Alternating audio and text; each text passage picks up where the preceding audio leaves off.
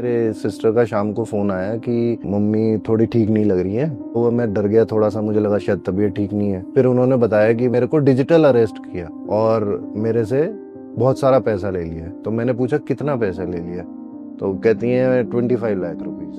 मैं खर्चा तो करती नहीं, कोई थोड़ा 15-20 हज़ार रुपया निकाल लेती थी जब भी जरूरत पड़ती थी। मुझे क्या पता था भी ये मेरे साथ ये हो जाएगा।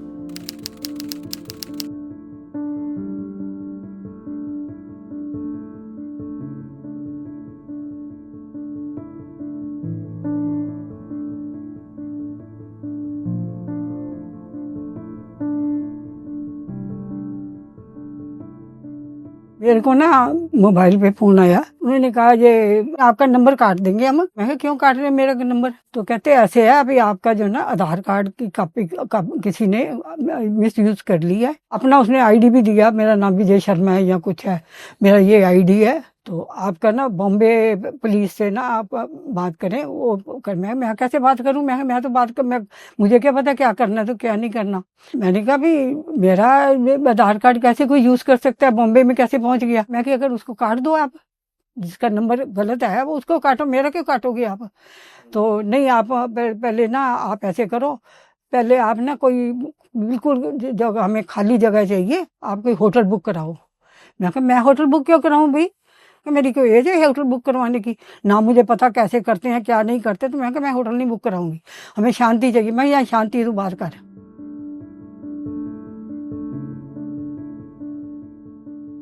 पहले तो ऐसे ही करता रहा, आपका ये कर लिया है बुक का, ये जो नंबर जो मिस यूज कर लिया है, उसके नाम से पता नहीं 600 कुछ डॉलर जो है, मिलियन डॉलर आपके नाम से आईसीआई बैंक में अकाउंट को। मैं मेरे नाम से अकाउंट कैसे खोल लिया जब मैं वो आपका आधार कार्ड के बेस पे खोल लिया? मैं मेरे दफ्तर कैसे कर लिए?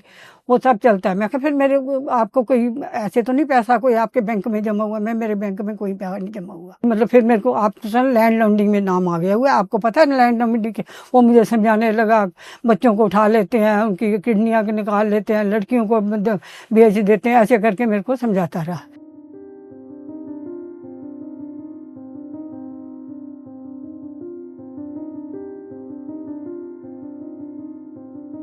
फिर मेरे को कहता है आप ना ऐसे करो, तो आपका ना हमने वेरिफिकेशन करनी है कि आपका पैसा ठीक है कि किसी और को तो नहीं जमा हुआ।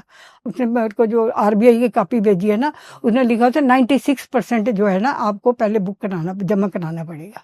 उस हिसाब से कहा। तो कितना पैसा हुआ? 25 लाख का।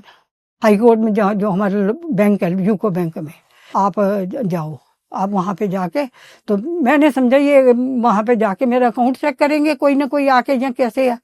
वहाँ पे जाओ तो जाके करो। वो कोई दिमाग ऐसा हुआ कि मेरा जैसे कोई भगवान मेरे को कहता है कि हाँ भी तेरा गलत हो रहा है। 2-3-4 बार मैं चेक भी गलत किए, चेक वापस भी आए, फिर मैंने कर जाके 2 बार जाके वहाँ जमा करा लिए।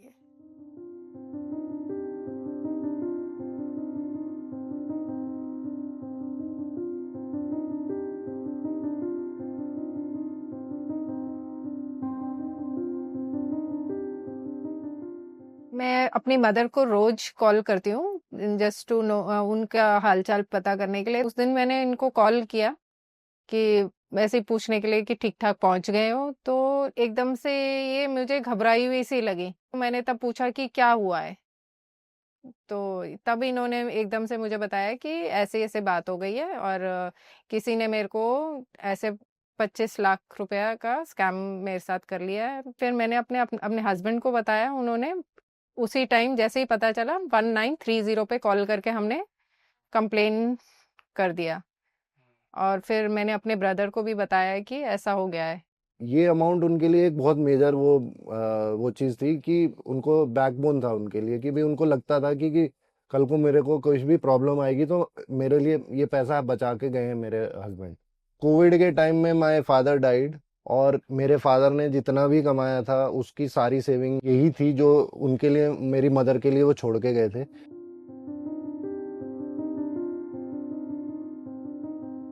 सिस्टर के हस्बैंड, उन्होंने ऑलरेडी 1930 पे कॉल कर दी थी। तो उन्होंने बोला कि ये तो आप मंडे को ऑफलाइन जाके वहाँ पे साइबर सेल में मिलिए। तो हम मंडे को साइबर सेल चले गए। तो मैंने उनको बोला सर एक चीज़ बताओ, ये नंबर पे अभी भी कॉल आ रहे हैं, मैं अभी उनको रोका हुआ हूँ, आप इनको सर्विलेंस पे लगा के पकड़ते क्यों नहीं हो?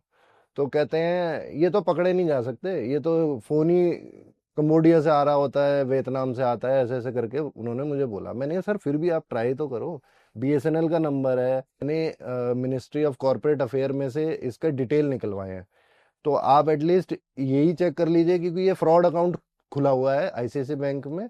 और जो फर्म बनी हुई है, इसकी दो फर्म है, एक तो कच्छ में है, मुद्रा करके जगह है, वहां पे है, वो भी मैंने चेक करा लिया है, जीएसटी सर्टिफिकेट ये वगैरह सब डाला हुआ है। मैं जब इतना देख सकता हूँ तो आप भी तो देख पाओगे। फिर जब मैंने इतना इंसिस्ट किया तब जाके उन्होंने वो नंबर लिया, लेकिन उसका कुछ किया कुछ भी नहीं। 17 फरवरी 2025 तक मेरे को वो मैसेज आते रहे और कॉल आती रही।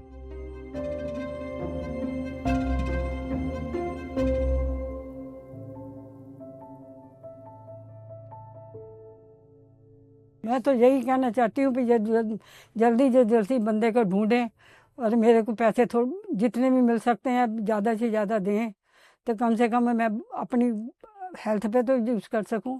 कि कभी आजकल इतने हॉस्पिटल में इतने खर्चे होते हैं, मैं बच्चों पे कहाँ डिपेंड रहूँगी।